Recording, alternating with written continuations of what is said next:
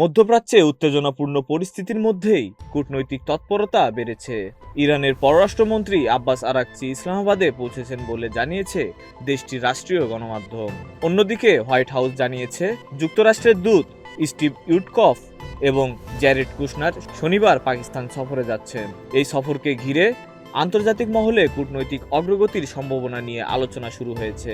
পাকিস্তানের এক কর্মকর্তা আল জাজিরাকে জানিয়েছে, হরমুজ প্রণালী ঘিরে কয়েকদিনের উত্তেজনার পর এখন যুক্তরাষ্ট্র ও ইরানের মধ্যে উল্লেখযোগ্য অগ্রগতি, উচ্চ সম্ভাবনা দেখা যাচ্ছে।